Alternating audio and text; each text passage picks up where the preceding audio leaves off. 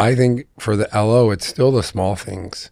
Hey, the underwriter's not calling me back. Can you help? Or I don't understand what the underwriter's asking for. Can you help? Or my email's not working. Or those little things so that their business runs smoothly. Welcome back to Good Better Broker as we welcome in Keith Richardson. He is the president of Coast to Coast Mortgage Lending, and he is based in St. Augustine, Florida. Keith, great to have you here. Well, thank you. It's great to be here. A bit about you for our audience. You started in the business back in 1998. You used to run a large retail branch. You got out of the game for some time, and then you opened Coast to Coast Lending 15 years ago, and you brought a lot of your old LOs with you. And last year, Keith, 2024, your company did just shy of $1 billion in loan volume.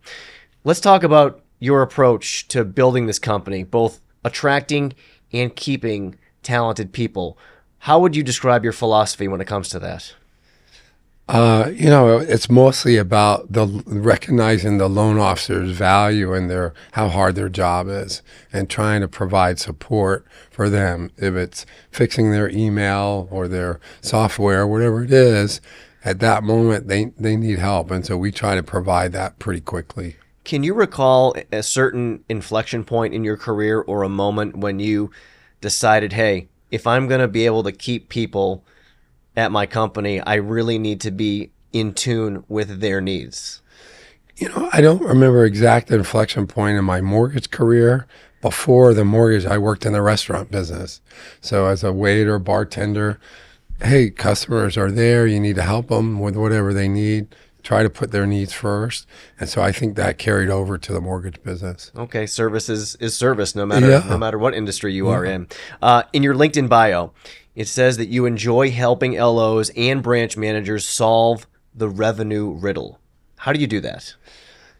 So especially now with the move to broker world and move to, UWM as our primary lender, we try to give the loan officers all the commission that we can afford to.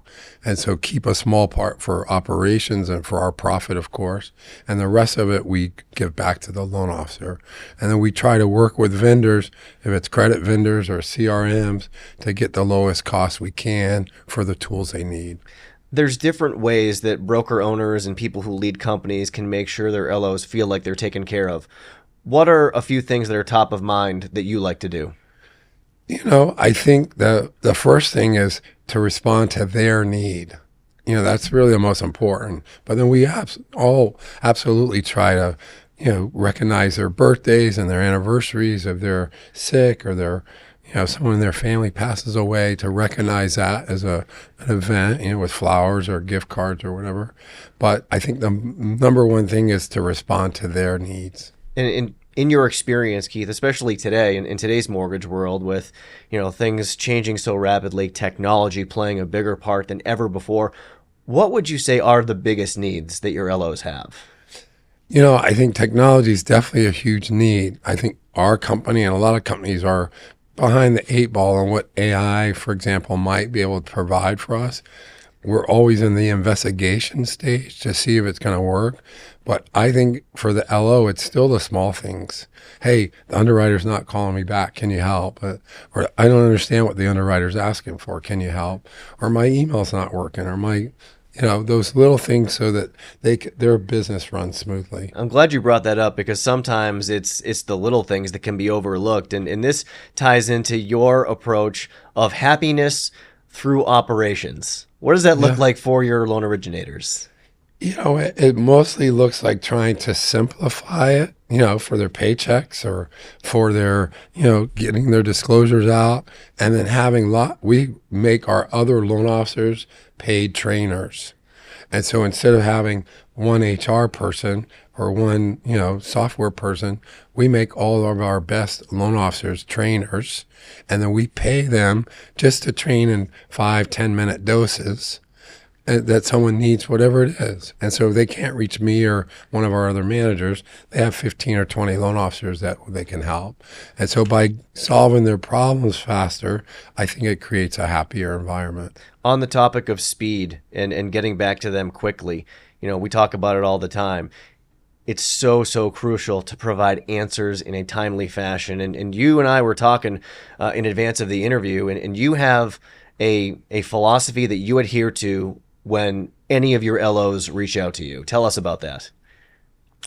Well, I'm going to go backwards a little bit because I've always believed in it, but it was interesting. I was in a meeting with Matt Ishba, and there's about 20 broker owners in that meeting, and he was talking about how he built, UWM, and he really said faster and easier. And, of course, I heard that forever, but the way he said it and the way that he's done it made me go back and make sure we were doing things as fast and easy as we could. And so, trying to keep simplifying, evolving the process. 1 hour. That's Yeah. what you try to stick to as far as getting back to people. How do you do that, and why is that your benchmark, if you will? My LOs will tell you that I can't spell, I can't type, and I don't elaborate. So, but I respond to everything, even if it's yes, no, maybe, do this. And then I'll usually send their inquiry to the person I know that can best help it. And so, my whole team cares about the loan officers, and most of the time we don't miss that 1 hour mark.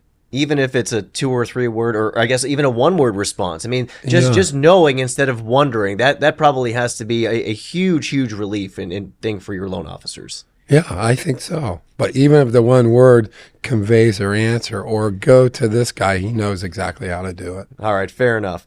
You were telling me that at this phase of your mortgage career, you're much more tolerant and patient than you used to be. Where does that come from? Probably a little bit or a lot of it comes with age. But I think, even when I was a kid, my grandpa used to say, it's a cruel world out there. And it didn't sink in as a kid, right? But then you see people struggling with mental health, personal issues, financial issues, and you just try to be accepting that their stress usually is not about the loan that they're working on. It's a whole lot of things more than that.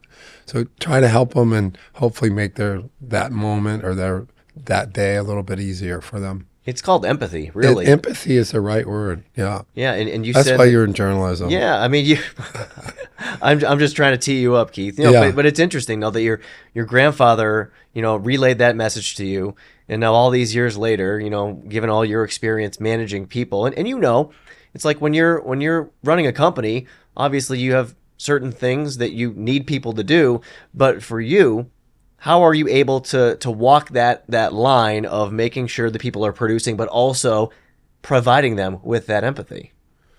That's always our ongoing challenge, right? Because, operations can be frustrated by the loan officers not doing what we've asked them to do. And so my job is to try to be the nice cop and say, hey, we're going to get it. We don't have to have it today. Let's give the loan officer some time, or the processor, and ask them, how can they help us get what we need, You have had some interesting experiences in your life. I talked about the break you took from mortgages. You owned a beach towel company for several years, and you've also traveled the world, Keith. I believe it's Morocco and China and some other just fascinating places. I'm curious, what did you take from some of those experiences that you find you are able to apply to life today as the president of a mortgage company? That's a great question. I'll have to think for a second about it. I think it just means that money's not everything. A lot of countries don't have any money, or they don't emphasize how much they make. And so even though we run a business for profit, there's a lot more to it than money, Great reminder for all of us. Yeah. You tell every single recruit of yours that the best reference is existing LOs at your company. What's the strategy with that? Well, I think, it's a hard decision to change your company or change your career if you're in retail, coming to wholesale. And so I think by introducing them to loan officers that did that exact same transition, and to hear how it went, the good, the bad, the unfiltered things, but ultimately they stayed, and why, I think that's the best reference, rather than myself or a sales manager telling them how great we are, We talk about retention a lot in this business, and obviously it's costly to bring in somebody to train them up, and then you want to keep them, obviously. You don't want to see them walk away. What kind of feedback do you get from your LOs, the ones that have been with you for some time, about why they stay with Coast to Coast? You know, we're here with a group right now with UWM, and a couple of the gentlemen stood up in our class. One's been with us 17 years in different forms of companies that we worked for and owned, and the other one had been with 16 years. And they both pointed to that, hey, if I needed a loan or I needed time off or whatever, it was always not about business. It was about that personal incident in their life, and that they were grateful for our team to give that to them, you know. What about you? What does that mean to you when you hear responses like that? Oh, it makes, you know, I'm a crier. My kids will tell you. I almost start crying right there in the meeting because it was sincere, you know. No, that's a great story. Yeah. And you know, I want to get, you know, just your take on this topic for other broker owners, people who are listening to this, and, you know, they want to scale. And to do that, they want to bring in high quality LOs, and they want to keep them. If someone was to walk up to you today and ask you for a couple of pieces of advice, what would you tell them? You know, I think I would tell them to treat them like your kids or your family, because if you care about them, of course, you know, I'm not the best guideline guy. I'm not an IT guy, but if I care enough to try to help them, I think people feel that, you know, because you know, the business can be chaotic and could be stressful. They don't need stress from me or our management team. You know, they need us to help. And so I think if you put your loan officers ahead of your interests, it's gonna go well for you also, because they're gonna stay, be productive, and be happy. And they tell others. You know, our growth has come from our loan officers telling other loan officers. That's a great point too. That your best marketing, I guess, is done by the people who already work for you. Yeah, absolutely. Well, it's working out quite well. I'm glad to see that you're kind of taking that message that Matt talks about a lot, which is care about your people, and you're applying it to your business. We appreciate you joining us and battling through the voice. I know it's not easy to do, but it was great getting to spend some time with you, and we wish you continued success. Keith Richardson from Coast to Coast Mortgage Lending, thanks for being here. Oh, yeah, thank you very much. Thank you for watching Good Better Broker and helping us support independent mortgage brokers everywhere. Be sure to subscribe to our YouTube channel to be notified about new videos, as well as your preferred podcast platform for a new episode every other Tuesday.